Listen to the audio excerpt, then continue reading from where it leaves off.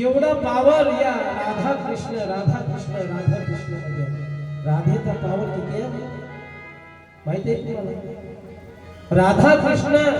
राधा कृष्ण जर म्हटलं ना, अरे ज्यानं राधा कृष्ण म्हटलं, फक्त राधा आणि कृष्णच जप चालू आहे, सतत अखंड जप चालू आहे. वृंदावनला जाऊन बघा, वृंदावनला जाऊन बघा, जे महाराज आहे, कोणते महाराज आहेत ते माहित आहे तुम्हाला? घेतलं का कधी? प्रेमानंद महाराजांच्या दोन्ही किडन्या फेल आहे. किती वर्ष झाले बघा ना, युट्यूबवर बघा ना तुम्ही.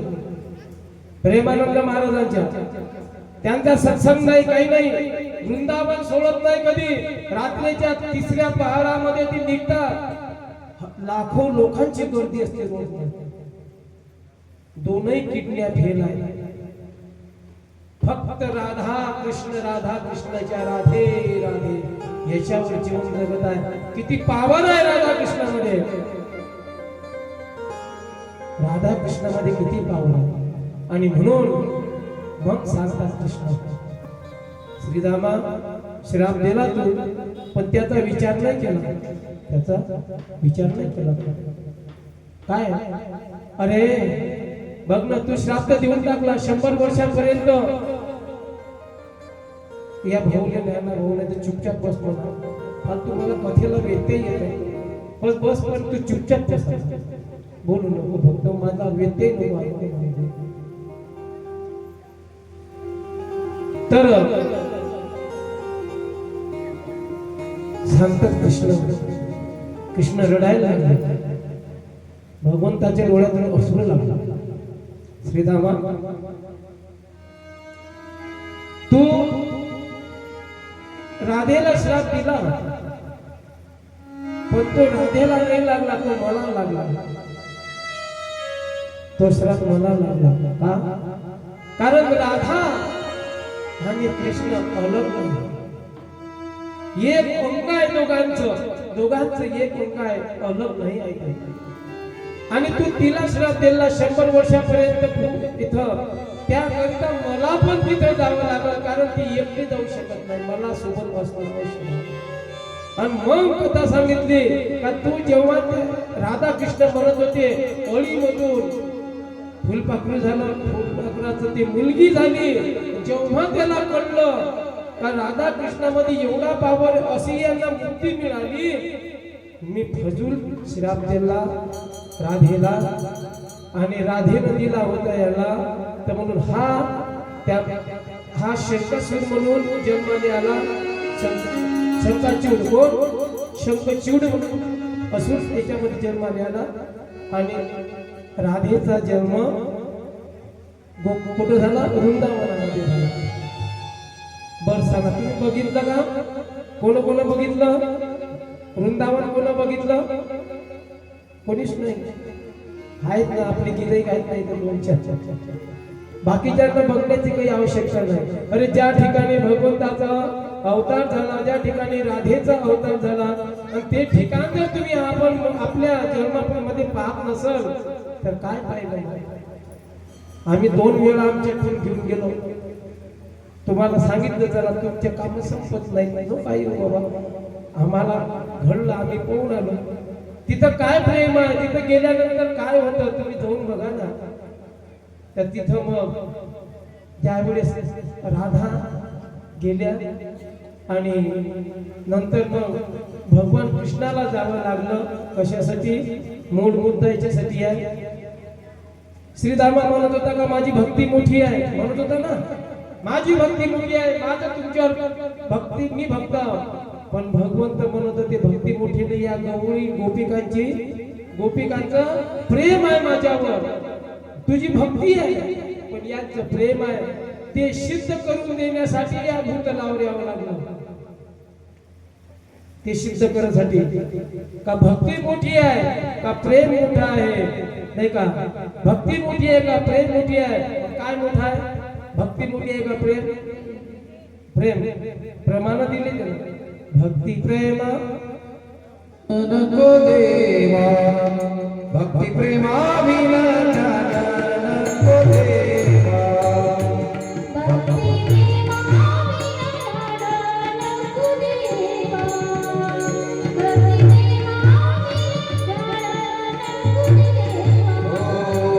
भक्ती प्रेमाविना ज्ञान नको देवा भक्ती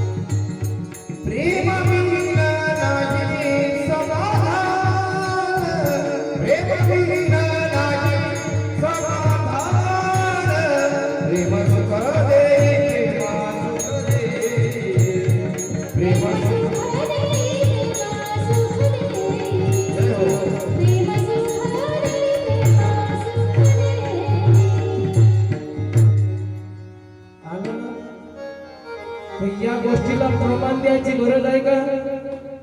प्रेम आणि भक्ती मोठी आहे का? प्रेम मोठा आहे हे करण्यासाठी भगवंताचा अवतार इथं झाला आणि राधेला इथं यावं लागलं.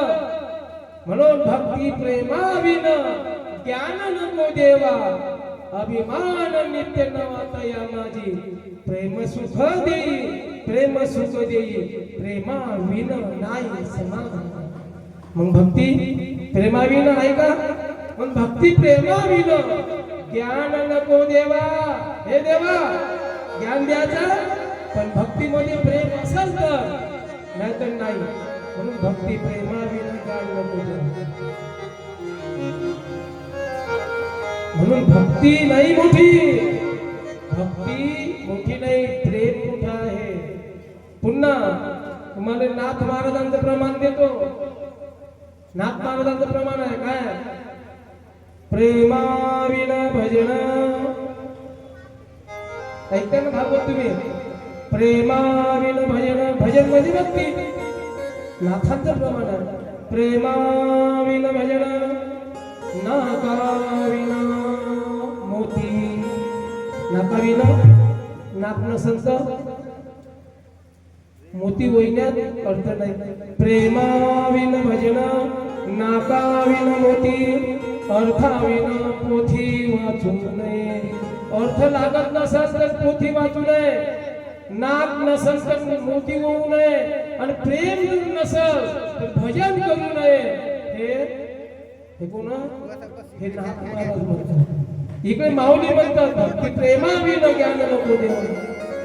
आता एवढं मोठं सिद्ध करून सांगितलं नाही का? एवढं सिद्ध करून सांगितलं तरी लोकांचं नाही का?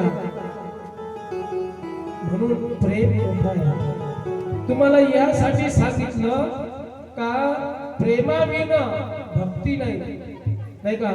भावेविन भक्ती. आता बघा त्या भक्तीमध्ये जर भाव नसेल भक्ती ही काही कामाची नाही, नाही का? प्रेमामधून भाव निर्माण होतो, क्रोधामधून राग निर्माण होतो, प्रेमामधून भाव निर्माण होतो. मग प्रेम जिथं आहे त्याच्यामध्ये भाव निर्माण झाला का भक्ती होतो. म्हणून भाव काय? भाव म्हणजे प्रेम. प्रेम निर्माण झालं का भाव, भाव निर्माण झाला का भक्ती, नाही का?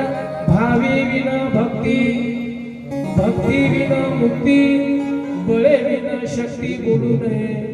म्हणजे भाव नसेल तर भक्ती नाही आणि भाव हा प्रेमाचा असल्याशिवाय भक्ती रुचकर वाटत नाही. ह्या गोष्टी जोपर्यंत होत नाही दादा तोपर्यंत भक्ती होत नाही. कशी धरली उठली लावली कामाला भक्ती नाही ती. ही का भक्ती खरी उडते बाहेरी बाहेरी. हे भक्ती नाही आहे. खरी भक्ती करायची असेल तर त्याच्यामध्ये भाव आणि प्रेम मागची मात्रा दिल्याशिवाय भक्ती घडत नाही. म्हणून ह्या गोष्टी आहेत. म्हणून भगवंताला